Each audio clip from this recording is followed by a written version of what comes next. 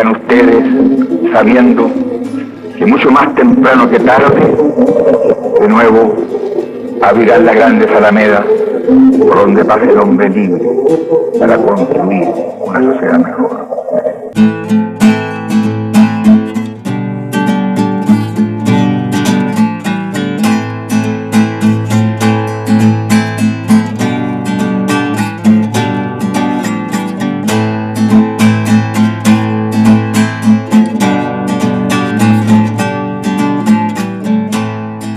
Como unas manos que reconstruyen, enseñando a querer, enseñando a defenderse.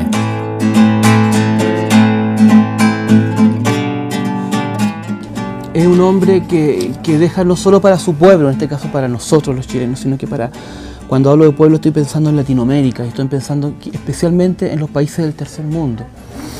Y hablo en esa dimensión porque yo siempre he tenido la idea de que Allende pensaba en esa dimensión.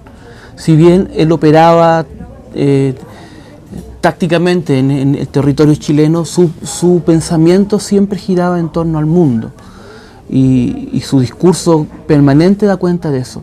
Pero pienso que dentro de toda esta idea que tenía del mundo en aquel tiempo, lo que principalmente a él le inundaba el alma, le inundaba su ser físico, su ser intelectual y su ser afectivo, era el sentido ético profundo de lo que tenía que hacer. Te da una dimensión, yo diría, humana, política, y yo diría más, de un militante internacionalista, revolucionario y de luchador por la paz.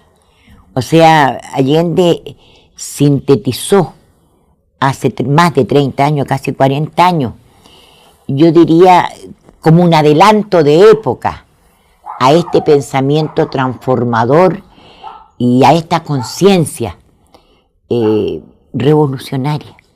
Humanista, revolucionario, estadista, gran hombre, pensador, constructor, organizador, pero para mí Allende siempre fue un educador, ¿cierto?, social, un conductor. Era un humanista en todo el sentido de la palabra, ¿no? El tipo que se entrega por sus ideales, que se entrega por principios de igualdad, un hombre que con su vida rinde homenaje a la no explotación del hombre por el hombre.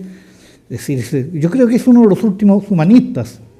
Y un hombre que además pareciera tocado con una varita mágica con la historia. Tú sabes que si tú miras la historia de Allende, de los Allende, ¿no?, esos que llegan a América por el 1500, 1600, fíjate, dos de sus antepasados pelean en la lucha por la independencia.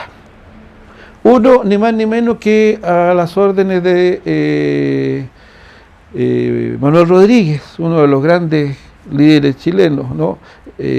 Otro a las órdenes de Bernardo Higgins. Otro tío, Ramón Allende Badín, lucha y pone su espada al servicio de Simón Bolívar. Tres tíos participan en la guerra del 91. Otros, por primera vez en los anales de la Universidad de Chile, renuevan sus títulos en Europa. Es decir, y además hay otro, su abuelo, pelea en la guerra del Pacífico. Entonces es un hombre que se siente depositario de una tradición, ¿no?, que va construyendo un mundo, que va, en este caso, Chile. Todo lo que Allende hizo en su época, en el año 70, 73, todo lo que además él predicó durante muchos años de su vida, desde el año 52, cuando fue por primera vez candidato a la presidencia. Es decir, estamos hablando de un proceso que se construyó a través de muchos años. Él fue un gran educador del pueblo, ¿no? Todo lo que él planteó después, lo que hizo en su gobierno, él lo fue manifestando en un proceso largo. No solamente era un hombre político, era un hombre de una formación mucho más compleja, era un intelectual, era un hombre que entendía de arte. Esa mano que tiende ahí, siempre, ahí está, la tenemos ahí también, una foto que tiende la mano y cómo conversa con la gente. Es un hombre alegre, es un hombre chistoso. Me contaban los parlamentarios que a veces salían de las campañas con él. Es un hombre pero terriblemente humano, ¿me entiendes tú?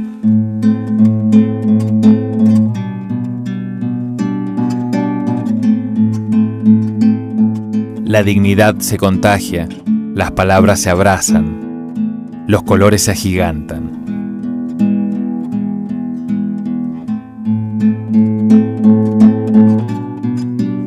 Yo pienso que la escuela de Allende fue su perseverancia revolucionaria. El hecho de haber sido dirigente estudiantil, dirigente de la Federación Universitaria, diputado, pero antes de eso ministro de Salubridad en el gobierno de Pedro Aguirre Cerda, que fue una coalición de izquierda que llevó al país a desarrollar la industrialización de nuestro país, la sustitución de importaciones. Él fue su ministro de Salubridad. Allende creó la primera maternidad en Chile. Entonces, era hijo de un médico. Entonces, Allende tiene, yo diría, en su formación, ¿cómo se llama el don? Un don natural, que fue desarrollando en toda esta perseverancia que yo llamo revolucionaria de postular 4 veces a la presidencia. Él fue aprendiendo con la masa y la masa fue aprendiendo con él. Cuando asume una visión de mundo que le transmite un zapatero anarquista que se llama Juan de Marchí. Y entonces hay periodos que están prácticamente desconocidos. Por ejemplo, el periodo 1933 al 38. Son 5 años en que Allende aparece en las biografías como un político regional, dirigiendo el Partido Socialista en Valparaíso. Y eso ha hecho que se haya perdido de vista su rol en el Boletín Médico de Chile, en la Revista Médica de Chile, es decir, una serie de publicaciones que se llevaron o se lanzaron, ¿no?, pensando por parte de un grupo numeroso de médicos socialistas, entre los cuales descollaba Allende, ¿no?, en cómo reconfigurar la medicina social en Chile. Un país que tenía 30-40% de su población masculina, y entonces está planteándose, por ejemplo, contra el problema de la tuberculosis, contra el problema de que el 40% de la población masculina estaba afectado de sífilis. Una población enferma no podía producir. Entonces, en ese contexto, él junto con una serie de otros médicos, ¿no?, comienzan a plantear el problema de la medicina social, ¿no?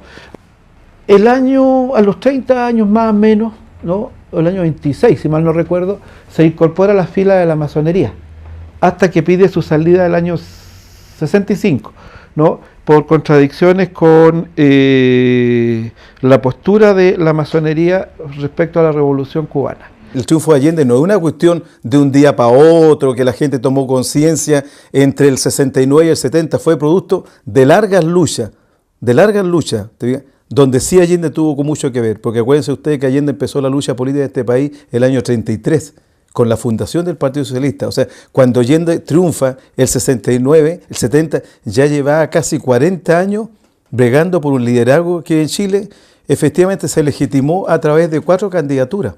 ¿Sí? Allende fue candidato al 52, con un apoyo muy mínimo de organizaciones políticas, con un Partido Socialista más dividido en ese momento, y sacó 52.000 votos. A los 6 años posteriores, enfrentado al candidato fuerte de la derecha, Alessandri, sacó una cantidad impresionante que incluso triunfa en 58, y no triunfa por una maniobra política, que no le voy a explicar porque es larga, que es el famoso caso del cura Catapilco. Te fijas que es un candidato que saca a la derecha de la manga, de aquí bajo la manga, y le resta los votos necesarios a Allende para ganar. El 64 es una situación diferente, porque efectivamente surge una nueva alternativa en América Latina, en el marco de la denominada Revolución y Libertad, en el marco de lo que era la Alianza para el Progreso, y como alternativa a la democracia cristiana, que es precisamente la alternativa para oponerse y presentar una alternativa distinta al triunfo de la Revolución Cubana que había acontecido 5 años atrás. Y efectivamente la consigna, la campaña, el liderazgo Frei, que no era cualquiera en el plano nacional e internacional, permitió una holgada victoria de la democracia cristiana y Frei. A tal extremo que no hubo segunda vuelta, ganó por más del 50% y ha sido la victoria política más grande. Y efectivamente esa fue una derrota fuerte de Allende, que fue la tercera. Y cuando el 70 triunfa Allende, que muchos sectores se oponían, sobre todo de nuestro partido, a que Allende fuera el candidato, porque una cuarta vez ya era complejo, ¿te fijas? No merecía la confianza, incluso había gente que decía que Allende estaba un poco demasiado empecinado en alcanzar la victoria, ¿te fijas? Efectivamente era así, pero no era por el liderazgo del personal y transformarse en un líder, un caudillo, porque sí, sino porque él sabía que efectivamente iba a ser portador de un programa que iba a transformar profundamente la realidad en este país. Y en ese contexto encajan las transformaciones culturales. Los partidos populares, los partidos del pueblo, en un determinado momento presentan a la candidatura de nuestra república a Salvador Allende y a Pablo Neruda. Se llega a un acuerdo, Pablo Neruda llega a un acuerdo, digamos, los partidos llegan a un acuerdo para que sea Salvador Allende el depositario de toda la esperanza. Él encuentra el 58 también los medios como para romper el aislamiento a que estaba sometido. Por ejemplo, en el plano, digamos, de la cultura, inventan esta figura del tren de la Victoria. La mayor parte de los trabajadores de ferrocarriles eran de izquierda, y entonces aparece la idea de habilitar un tren que recorra los villorrios, que recorra todas las ciudades del país, ¿no? Que no deje ningún lugar por recorrer, con dos fines. Uno, de llevar adelante y presentar la candidatura, y segundo, de transformar este tren de la Victoria en una empresa cultural que contrarrestara no solo la dominación, sino la cultura centenaria y la tradición de derecha de este país.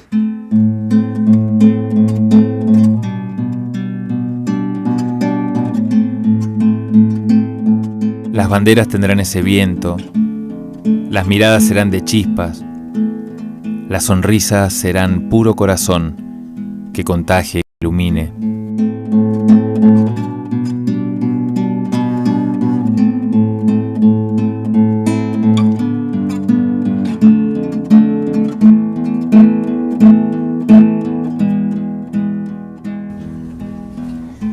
Esa experiencia maravillosa de la Unidad Popular fue la introducción, fue el prólogo de una obra que estamos empezando a escribir ahora. Lograba Allende en esa época, yo como estudiante, como muchos más, convocarnos y hacernos parte del gobierno. Éramos actores, no éramos invitados. Teníamos la responsabilidad de hacer el trabajo voluntario, de ayudar a alfabetizar a nuestros viejos que no sabían leer ni escribir, hacer el trabajo voluntario, a mejorar nuestro barrio, hacer plaza, ir a los colegios, hacer las horas extraordinarias que era necesario producir para poder lograr, ¿no es cierto?, desde el punto de vista del objetivo de la producción para poder abastecer este país.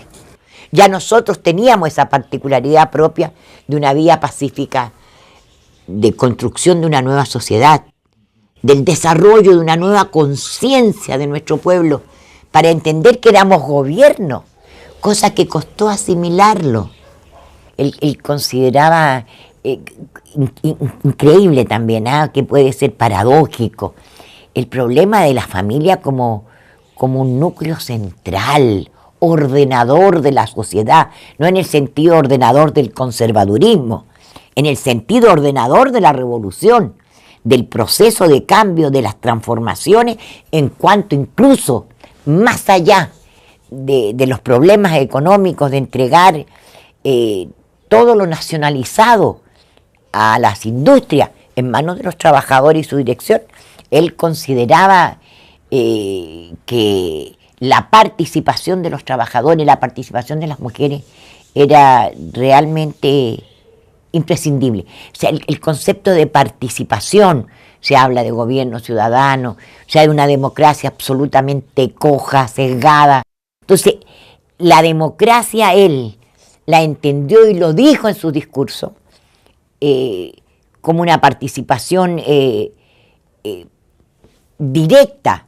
O sea, imagínate, obreros, trabajadores, nosotros cuántos ministros, obreros que yo vendía a diario. Yo vendía a diario ahí en un kiosco de diario Matías Cousiño con moneda. Tenía inquietudes sociales, pero no tenía el conocimiento ni la suficiente experiencia. Era una mujer joven aún, tenía 3 hijos. En ese entonces, después, bueno, ya tengo 4. Pero el hecho es que él elevó el papel de los trabajadores a un plano, digamos, superior. Y obviamente Allende lo que más luchó fue porque el pueblo en sí tuviera acceso y derecho a todas las cosas que tiene todo el mundo, no solamente las migajas, las limonas, las sobras, porque no porque seamos pueblo, no porque seamos de sectores populares, no tenemos derecho a lo que el país produce, a las riquezas que el país produce, que esas se vean convertidas en salud, se vean convertidas en educación, se vean convertidas en deporte, y eso ayuda a que los jóvenes y niños no se vean muchas veces tentados por la lacra social. Cómo se empiezan a apoyar las 40 medidas del gobierno de Salvador Allende. Y entre eso está elevar la producción, ¿no es cierto?, el medio litro de leche para los niños, que había una consigna muy linda que salió que decía, la felicidad de Chile comienza por los niños, que era una cosa preciosa. Es decir, el que cada niño de Chile tuviera medio litro de leche diario, ¿no es cierto?, el elevar la producción, que la reforma agraria fuera realmente una reforma agraria donde el campesino tuviera una participación directa. Y así sucesivamente, es decir, las 40 medidas se fueron transformando también en murales en la calle.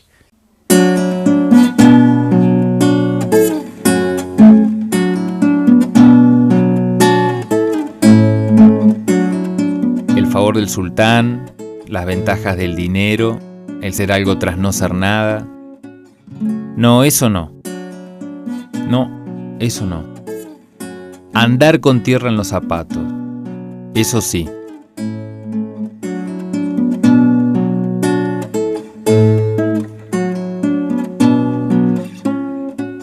El médico Salvador Allende, doctor le decimos nosotros a los médicos, Salvador Allende era un hombre muy culto, un hombre culto, definitivamente.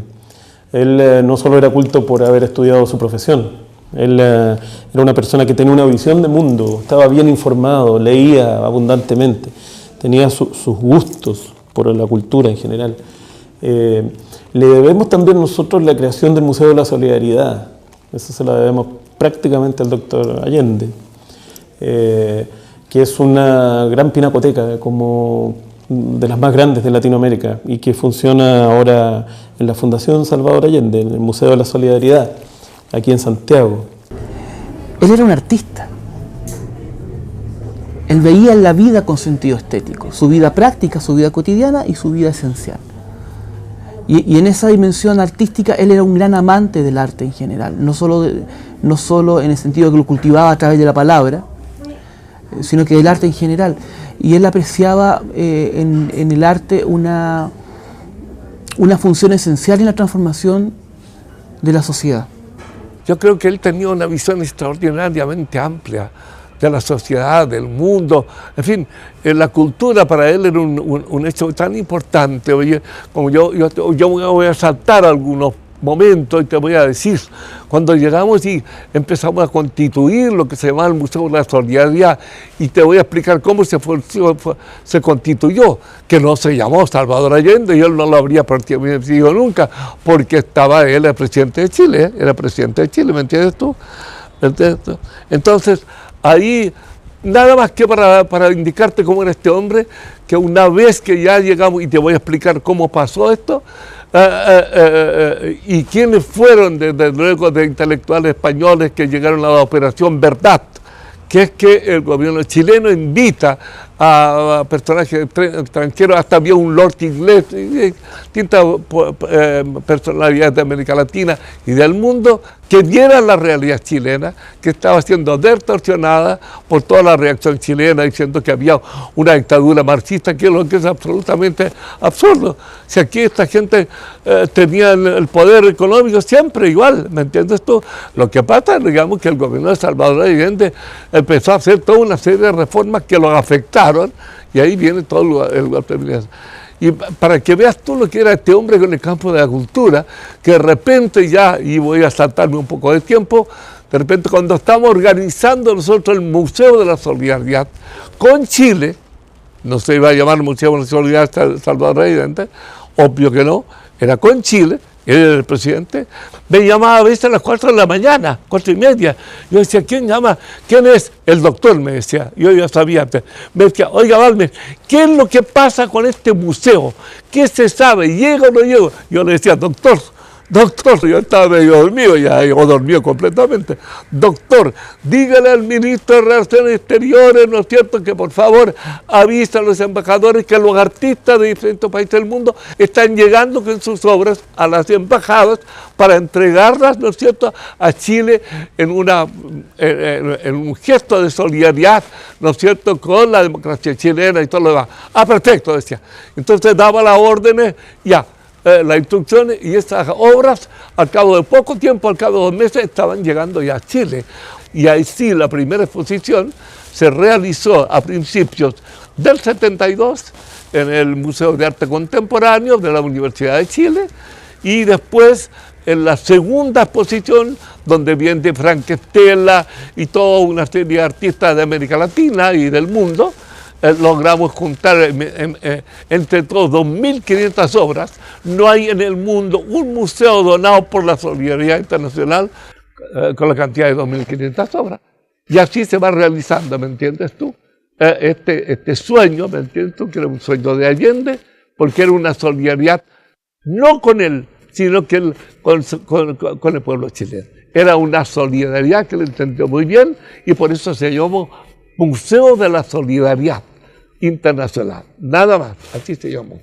Y cuando ya Allende fallece, cuando muere ya Allende, entonces nosotros le pusimos Museo de la Solidaridad Salvador Allende, y aquí quedó. Se realizaba, por ejemplo, en aquel tiempo los llamados trenes de la cultura, en que íbamos escritores, folcloristas, artistas de teatro, poetas populares, cineastas, etcétera, a los sectores más extremos del país, en donde nunca había llegado antes una manifestación de cultura artística, y allí llegaban tanto el sector profesional de la gran cultura, por así llamarlo, como el aficionado que había conformado un grupo folclórico en su sindicato, etcétera, etcétera. Era el tiempo en que la poesía y la literatura en general tenían un auge muy grande. Por allí aparecía un señor Juan Cameron, que está allí, poeta joven de Valparaíso, que ahora es director de la SECHE, que en aquel tiempo recién pasaba los poco respetables 20 años, y que sin embargo ya se incorporaba. Bueno, todo esto en medio de una lucha política ideológica intensa, pero además en un marco de tolerancia. Aquí nunca hubo, durante el gobierno de la Unión Popular, una verdad estética impuesta, ni siquiera sugerida.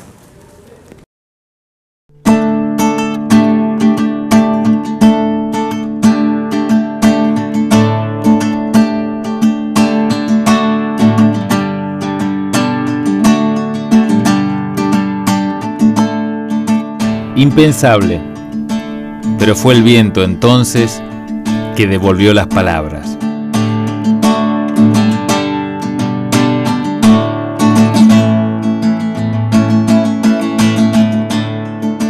La cultura en general jugó un rol muy importante durante el gobierno de la Unidad Popular, y no solamente en la música, sino en las otras artes también. Y fue un factor grande de cohesión e identidad, ¿no? Como daba coraje para luchar para este sueño de una sociedad mejor para todos, ¿no? Víctor estuvo en el centro de esto, cantando por todo Chile. Víctor cantaba en las grandes demostraciones y Víctor cantaba en el centro de vecinos, en el pueblo chico, en cualquier parte, ¿no? O sea, viajó por todo Chile durante esos años con su guitarra, sus canciones. Yo creo que la música de la nueva canción chilena, la cual Víctor era una parte de un movimiento, digamos, jugaba, como yo dije, era una fuerza cohesiva, hacia que daba ganas y coraje para luchar para los valores de la unidad popular. Jugaba quizás más importante de las otras artes, quizás no, pero por lo menos, no sé, entre el trabajo de la brigada de pintura y la música, la gente estaba realmente conectada de una forma muy especial, que yo viví esos años y nunca he sentido en ese que uno era parte de algo muy importante, que estamos todos juntos. Y eso era algo que le hacía creer que esta cosa no se podría parar, de verdad. A mí me resulta impensable la unidad popular sin el aporte de los artistas, sin lo que fue el movimiento de la nueva canción chilena, en términos de exaltar el espíritu de la gente a partir de sus canciones, de lo que fue Violeta Parra, aun cuando no fue protagonista de los años de la Unidad Popular, pero fue un preámbulo en la cultura de la Unidad Popular. Lo que significó la editorial Quimantú como un referente no solamente literario, sino que era una ventana abierta al pueblo para abrirse o para comprender un mundo que no estaba en condiciones de comprender. En este país siempre la literatura ha sido un bien muy, muy caro. La editorial Quimantú tenía por misión popularizar los textos fundamentales de la literatura universal. Fíjate que era tan amplio que no era solamente no se refería solamente a la literatura política, aquella que le pudiera rendir rápidamente algo positivo al gobierno. Era literatura universal de todo tipo. En el fondo estamos cultivando hombres y mujeres libres con un amplio margen de conocimiento. No nos interesa gente que sepa solamente del ideario de la izquierda o del socialismo. Queremos una persona que realmente pueda comprender el mundo desde todos sus balcones. Mira, yo respecto a la editorial, un detalle, yo he conocido mucho a un escritor chileno que nunca fue premio nacional, pero fue presidente de la SECH, aquí no está su fotografía, y que fue quien en el fondo obtuvo la instauración de la institución Premios Nacionales, don Alberto Romero, y él me decía que él nunca había obtenido tanto dinero como por derecho de autor. En toda su vida, ya llevaba 50 años escribiendo, como en los 2 años de la editorial Quimantú, porque las ediciones eran de 50.000, mucho para un país como este. Pero es que se trata además de entender el fenómeno de la editorial Quimantú, de cualquier hecho cultural, más allá de lo circunscrito a su especificidad, como un hecho ocurrido en un contexto particular. No se puede hablar de una gran difusión del libro, por barato que sea, si ello no está acompañado de un nivel de un alza, de un aumento del nivel adquisitivo de la gente, en que puede darse el lujo de comprar, más allá del kilo de papas, el pan y el necesario vino, un libro. Tampoco se puede comprender el fenómeno editorial de Quimantú si no se tiene en cuenta la inmensa red social en el cual se desarrolla su proyecto, que está fundamentalmente constituido por los departamentos culturales o lo que hiciera función de tal en la organización sindical existente. Una central única de trabajadores, con federaciones poderosas, con sindicatos también poderosos, muy implantados, y con capacidad para suscribir convenios con la editorial en el sentido de recibir los libros, descontárselos a los trabajadores por planilla y que llegaran a su acceso. Fenómeno que se da no solamente al nivel de la editorial, sino que también a nivel de universidades. Se crea en aquel tiempo un convenio UT, que era la Universidad Técnica del Estado. Hay todo un marco global, un marco general que permite esta eclosión. O sea, Allende tiene una visión mucho más integradora, más global de la cultura, porque la gente entiende a veces por cultura, qué sé yo, vaya, la música. Allende tiene una concepción mucho más abarcadora, integradora, y por eso trató de impulsar esto. Ahora, obviamente, en tiempo histórico, eso era imposible. O sea, la reforma educacional, que era profunda, era una revolución en la época de la UP, requería mucho más tiempo, te fijas, para implementarla, y la verdad que no alcanzamos. Y por eso que también en Chile, cuando viene el golpe, el 11 de septiembre, un sector duramente golpeado en este país es precisamente el sector que representa lo mejor de la cultura de este país y que tiene su elemento más emblemático, Víctor Jara. Pero además, los otros se escaparon porque casualmente no estaban en este país, te fijas, andaban afuera, el Untichimán y Quilapayún, pero los artistas en este país lo pasaron mal. Y Neruda muere, si bien es cierto que él estaba enfermo, su muerte se acelera por la pena cuando sintió y supo que había muerto su hermano y su amigo Salvador Allende, ¿te fijas? Nuestra sociedad de escritores también tuvo el honor, podríamos decir, de haber contado entre sus miembros, y miembros muy activos, Gabriela Mistral y Pablo Neruda. Pablo Neruda además fue presidente de esta institución. Ellos fueron bueno, ya he sabido desde luego, 2 premios Nobel de un país pequeño, 2 premios Nobel de literatura y además de poesía en particular. Eso demuestra ya una forma de ser, una forma de mirar el mundo, que algo nos dice que no es casual aquello que dos premios Nobel sean poetas y desde luego de esta parte, de esta pequeña franja del mundo. Gabriela lo fue mucho antes, pero ya se venía gestando un movimiento en el seno del pueblo, de la clase trabajadora, un movimiento hacia la justicia, hacia la dignidad, hacia la justicia social, un movimiento hacia la plena democracia. En ese contexto, el año 71, Pablo Neruda había sido propuesto al Premio Nobel de Literatura con anterioridad.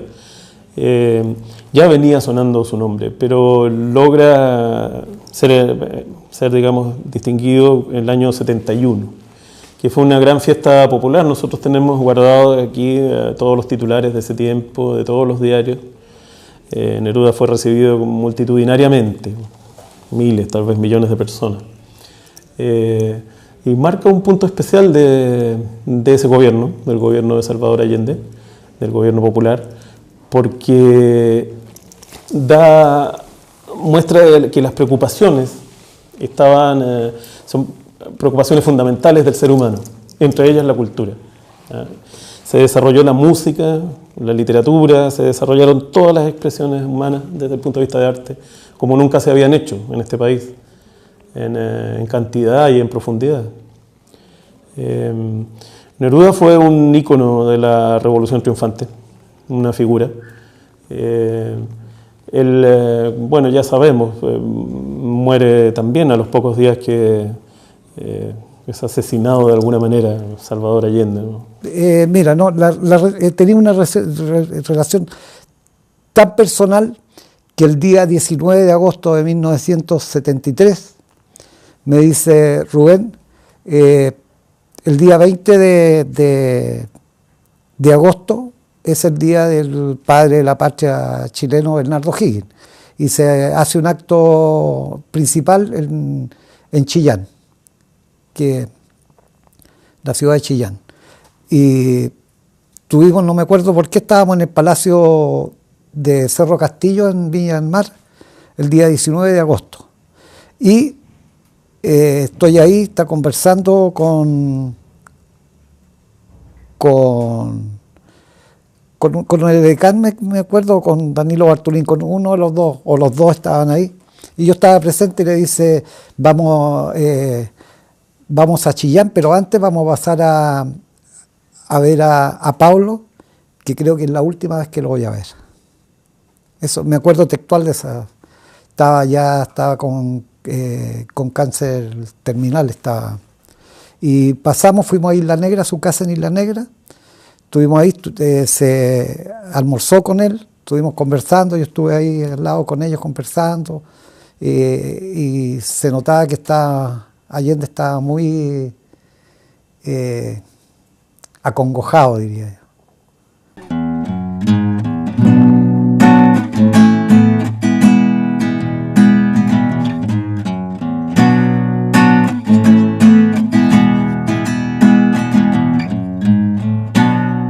Frente a las brumas solo el color iluminaba. Entre las sombras un pequeño pájaro aleteaba.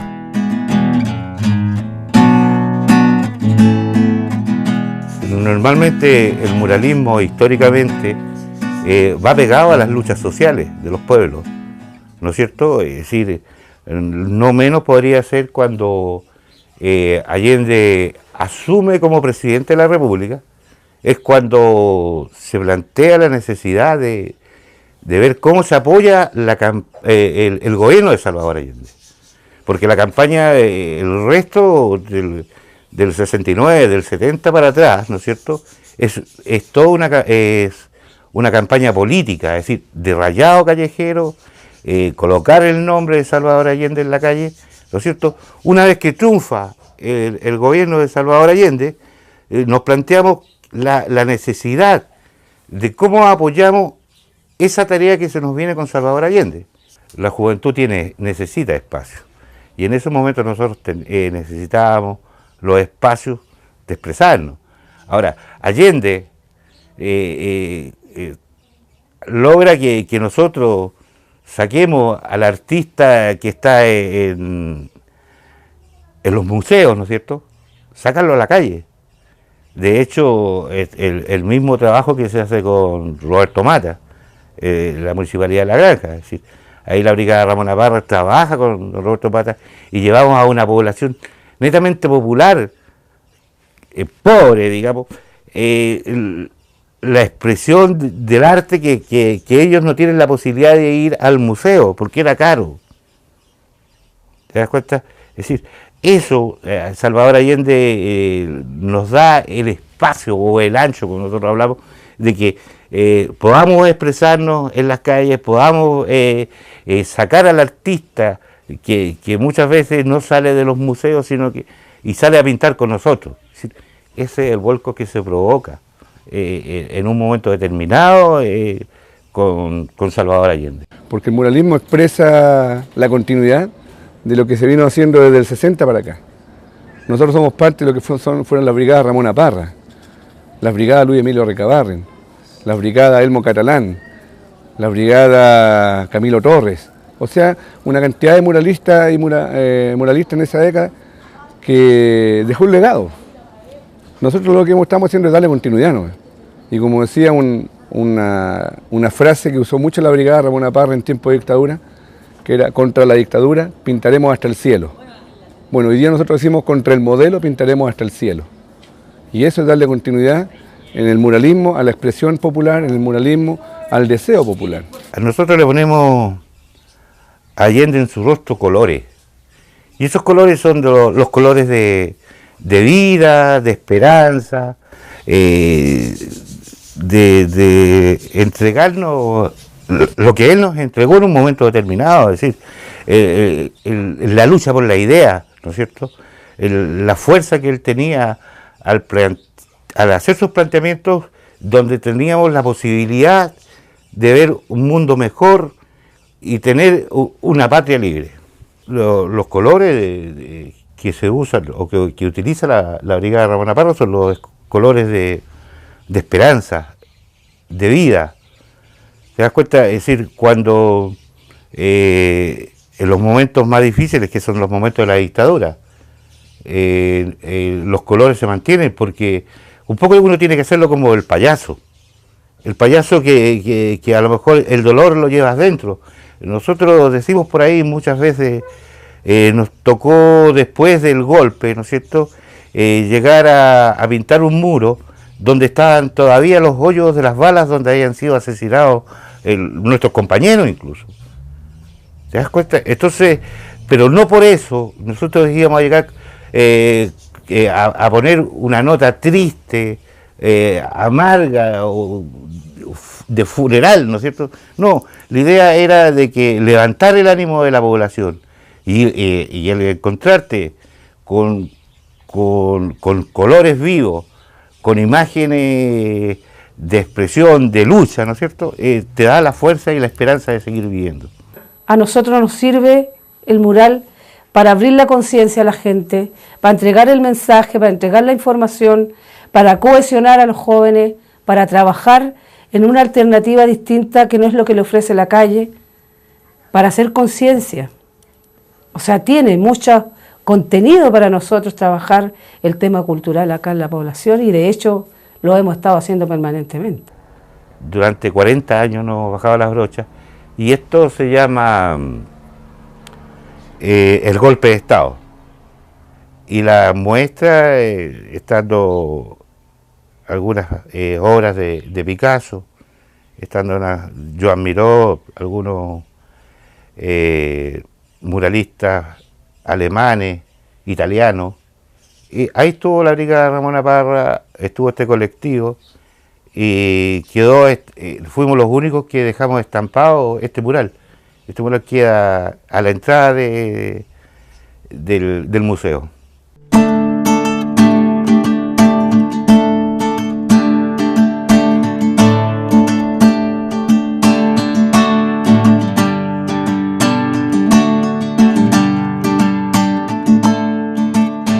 Un pueblo lleno de puentes y montañas, puentes hechos de besos y meriendas, montañas hechas de luz y movimiento, y un elefante blanco solitario y olvidado. Allende vive aquí en La Victoria, no ha muerto para nosotros, porque hoy día el legado que Allende deja de organización, de solidaridad, de memoria, de movimiento social, nosotros lo estamos practicando a cada rato, a cada minuto. Bueno, estamos acá en la señal 3 de La Victoria, el primer canal comunitario popular libertario de Chile. Y efectivamente nosotros creemos de que este es el legado de Allende en cuanto a las comunicaciones. Tenemos un ejemplo del Hospital Viejo que está acá, el Elefante Blanco, que era el legado de los 1000 días de Allende, que era el proyecto más importante en cuanto a medicina que iba a dejar Allende a las nuevas generaciones, y el hospital más moderno de Latinoamérica, y que fue el golpe y quedó inconcluso. Y creemos que desde nuestra mirada y desde nuestra lucha como pobladores y autogestionados, creemos que efectivamente acá está la lucha que está dejando Allende por los pobladores, que está dejando Allende para poder transformar la sociedad, donde pudiera estar el hombre libre, trabajando de la mano del pueblo y con el pueblo, desarrollando comunicación, desarrollando deporte, desarrollando salud. Pero también creemos que esto de las comunicaciones es una cosa fundamental, que Allende, si hubiera estado vivo hoy en día, le hubiera puesto harto coto y ya tendríamos, yo creo, los pobladores de Chile, la mayor cantidad de canales posibles. En cada comuna, en cada región tendríamos canales de comunicación y de la mano, por supuesto, del gobierno de Allende y del gobierno de la Unidad Popular. Porque todos éramos pueblo, porque todos éramos presidente, porque Allende era nuestro compañero presidente.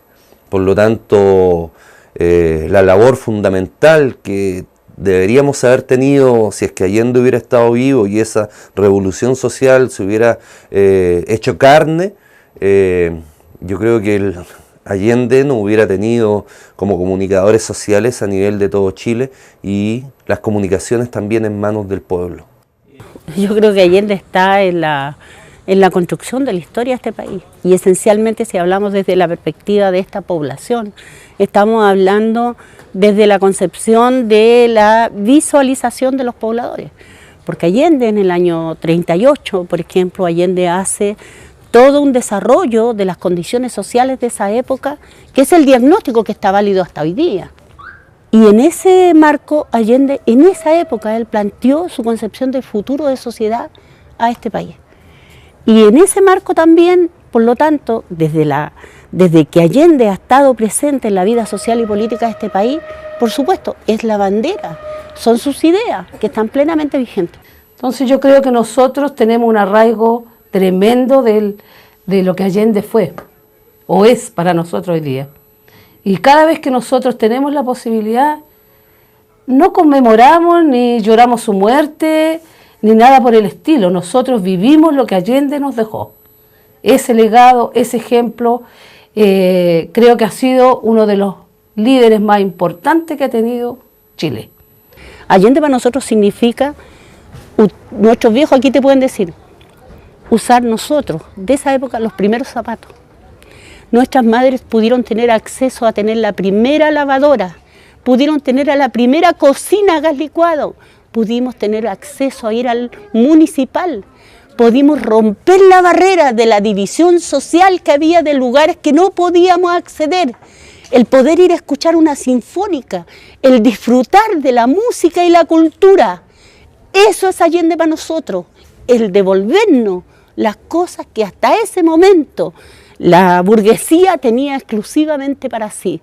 Por lo tanto, nos empoderó y nos dijo, esto de ustedes tómenselo.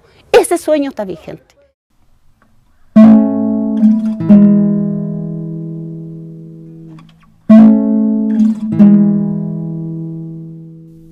No se llevan oscuros amuletos, no se escriben arrebatados suspiros sobre ella. No parece el paraíso prometido.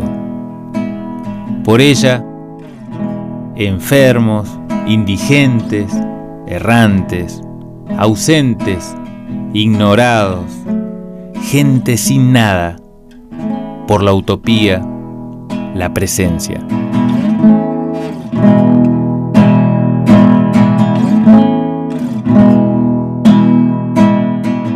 Mira, si tú preguntas qué fue Allende, uno puede decir mil cosas de Allende, pero ¿tú sabes cuál es la mejor definición? Desde mi opinión, que él fue siempre un educador popular y social.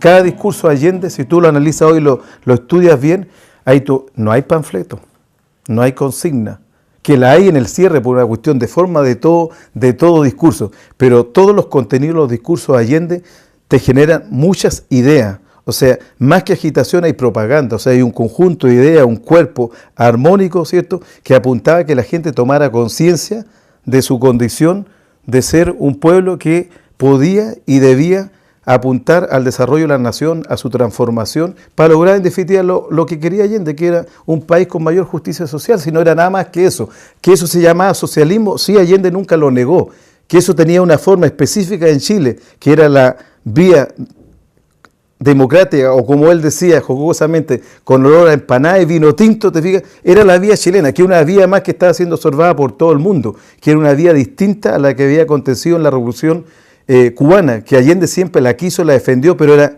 bajo las concepciones y la particularidad y la especificidad de ese pueblo, con ese liderazgo, pero en Chile era distinto, te fijas. Entonces Allende, yo creo que si tuvo claro algo siempre, que el tema económico era importante, pero sobre todo había que apuntar a la transformación, ¿cierto?, del ser humano, o sea, que el ser humano tuviera conciencia de su rol que podía determinar la historia de este pueblo.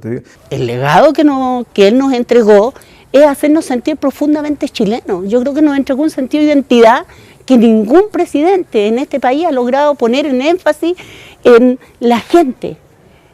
Tal como somos nosotros los chilenos, nos dignificó como seres humanos y asumió que por lo tanto nosotros éramos en primer lugar. No éramos los desplazados ni los desclasados, no, éramos los que construíamos el país y la ciudad. Él le entregó al pueblo la responsabilidad de construir esa nueva sociedad. Había una frase que se decía mucho: este será un gobierno de mierda, pero es mi gobierno. Es decir, lo decía el pueblo, ¿no? Y el pueblo se sentía dueño de su destino. Eso es una virtud que tuvo Allende, de socializar, digamos, todo su pensamiento. Pero el hecho entonces es que esta concepción humanista y este optimismo y esta búsqueda del hombre nuevo que hizo Allende, que yo creo que tenía mucho de utópico, porque un hombre nuevo no se hace ni en una, ni en dos, ni en tres generaciones.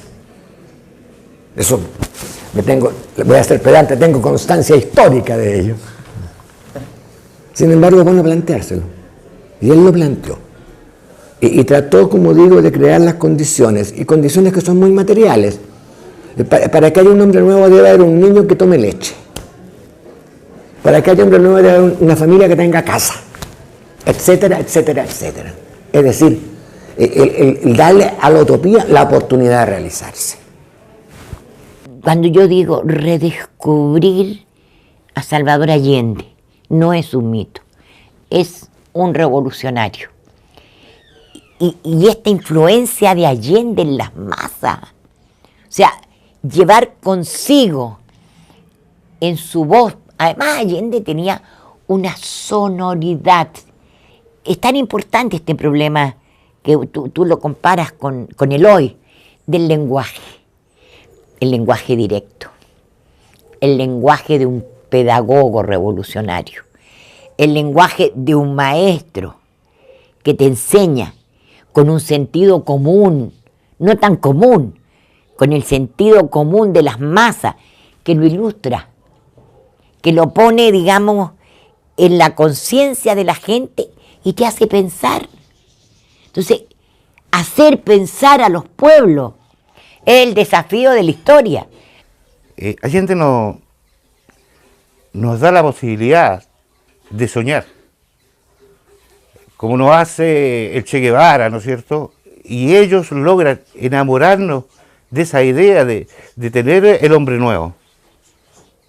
El médico Salvador Allende era un humanista en primer lugar, y con todos esos valores él hizo su gobierno con lo mejor de su pueblo.